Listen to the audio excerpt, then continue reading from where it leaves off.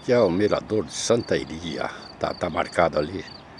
Essa é uma pequena prainha ali embaixo, mas não tem ninguém lá. Essa hora também já tá um pouco tarde.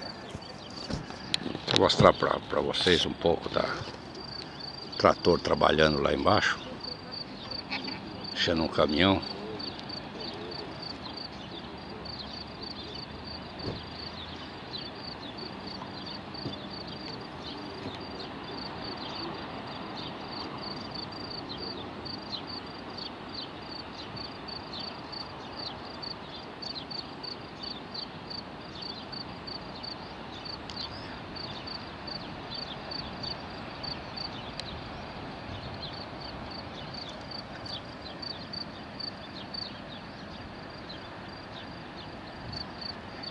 Aí o Atlântico, como sempre, só água, água, água.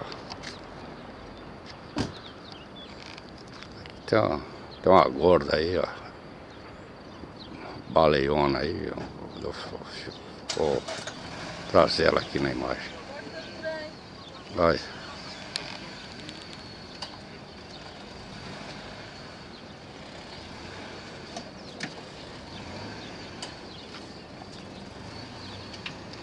Minha turma foi ali para aquele.